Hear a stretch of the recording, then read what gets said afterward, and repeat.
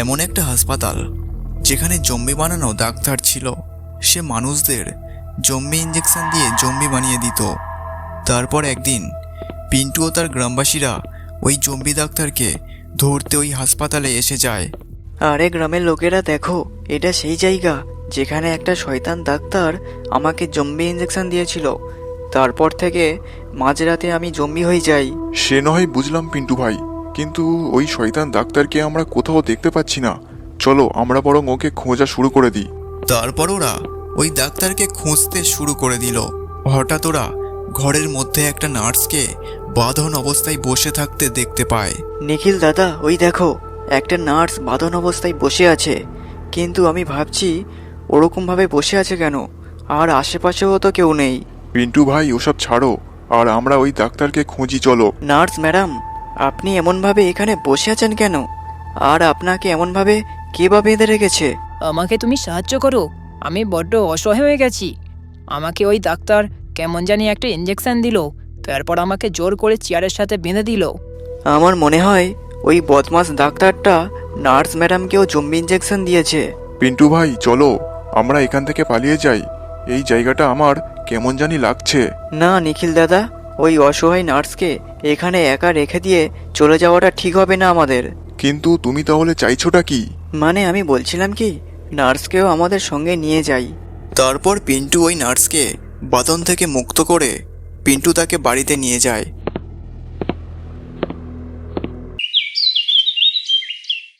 এইটা তুমি কাকে নিয়ে এলে? তোমার মনের তলে তলে তবে এই ছিল? শেষ পর্যন্ত একটা নার্সকে বিয়ে করে ঘরে এলে? হায় রে, আমি থাকতে এই শয়তানটা বিয়ে করে এলো। হায় রে, আমার কপাল পুড়লো রে। আরে মূর্খ বউ, তখন থেকে কী সব ফালতু কথা বলে যাচ্ছিস? আমি কেন ওকে বিয়ে করতে যাব? নার্স ম্যাডাম আমার অতিথি, উনি কিছুদিন এখানে থাকবে। কিন্তু এই নার্সকে দেখে তো আমার ঠিক সুবিধার বলে মনে হচ্ছে না। তুমি নার্সকে এনে খুবই ভুল করেছো। নার্স ম্যাডাম, আপনি কমলার কথা কিছু মনে করবেন না। এমনিতে ও একটু বেশি বকবক করে। আমি বরং আপনার ঘরটা দেখিয়ে দিই।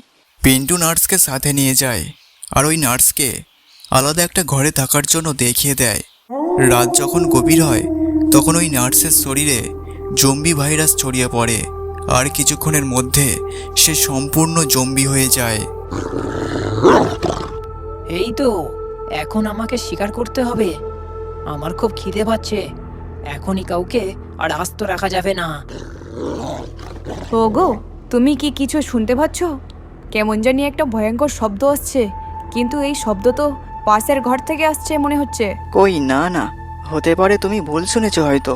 ছাড়ো, ঘুমিয়ে পড়ো, অনেক রাত হয়ে গেছে। কিছুক্ষণ পর ওই নার্স ঘর থেকে বেরিয়ে পিন্টু ও কমলার ঘরের দিকে যেতে থাকলো। ওরা দুজন তখন ঘুমাচ্ছিল। তখনই ওই জম্বি নার্স খিদের জ্বালায় কমলার পায়ে কামড় দিয়ে দেয়। আরে এই শয়তান নার্স আমার পায়ে কামড়ে দিল রে। আরে তাড়াতাড়ি তুমি ওঠো আর আমাকে বাঁচাও। আরে এটা কি দেখছি আমি? এই নার্স তো সত্যি সত্যি জম্বি হয়ে গেছে। আরে কমলা, তাড়াতাড়ি ওঠ আর এখান থেকে পালা, নয়তো এ আমাদের কাঁচা খাবে। তখনই পিন্টু ও কমলা কোনো রকমভাবে পালিয়ে সোজা নিখিলের বাড়ির দিকে চলে গেল। এদিকে জম্বি নার্স ওদের পিছু করতে থাকলো। কি হলো কমলা বোন ও পিন্টু ভাই, তোমরা এত রাতে এখানে কি করছো? নিখিল দাদা, আমাদেরকে বাঁচাও। আজ সকালে যে নার্সটাকে আমি বাড়িতে এনেছিলাম, সেই শয়তানি তো একটা জম্বি হয়ে গেছে। আমি তো তোমাকে আগেই বারণ করেছিলাম ভাই, কিন্তু আমার কথা কোনো পাত্তা না দিয়ে সুন্দরী নার্স দেখে গলে গেলে। এখন বোঝো। কেন রে, সুন্দরী মহিলা থেকে তুই গলে গেলি আর ওকে সোজা বাড়িতে নিয়ে চলে এলি? আজ তোর লাঠি দিয়ে মেরে পিঠের চাল ফুলিয়ে দেব। আরে কমলা, আমি কি জানতাম পরে ওই নার্স একটা জম্বি হয়ে যাবে। আমাকে তুমি ক্ষমা করে দাও, আমার খুব বড় ভুল হয়ে গেছে। আরে বুদ্ধু, তোর জন্য আজ আমরা সবাই বিপদে পড়েছি। আর ওই জম্বিটা আমার পায়ে কামড় দিয়েছে, জানি না এখন আমার কি হবে।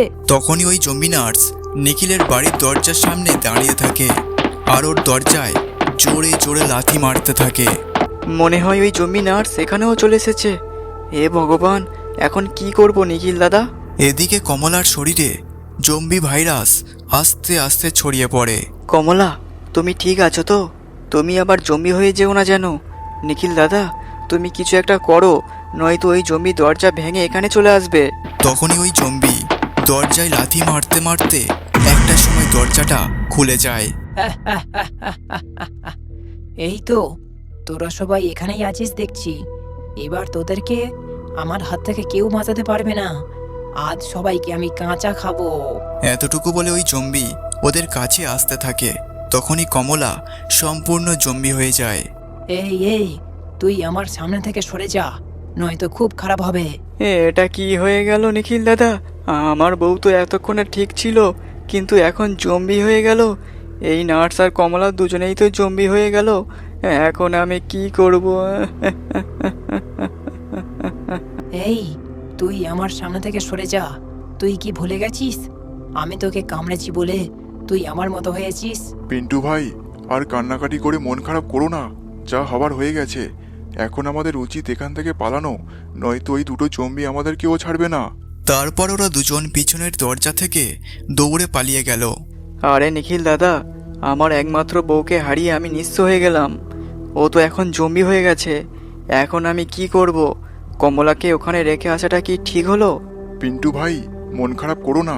চলো আমরা বরং কাপালি বাবার কাছে যাই। ওনার পবিত্র জল দিয়ে আগের মতো আবারও ওদেরকে ঠিক করতে পারবো।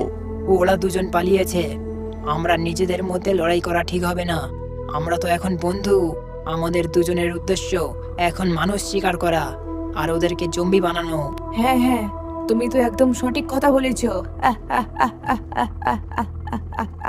এদিকে ওরা দুজন হাঁটতে হাঁটতে কাপালি বাবার ঠিকানায় পৌঁছে যায়, কিন্তু ওরা ওখানে কাপালি বাবাকে কোথাও দেখতে পায় না। নিখিল দাদা, এটা তুমি কোথায় নিয়ে এলে? এখানে তো কেউ নেই। যদি কাপালি বাবাকে না পাওয়া যায়, তাহলে আমার বউ তো জম্বিই থেকে যাবে।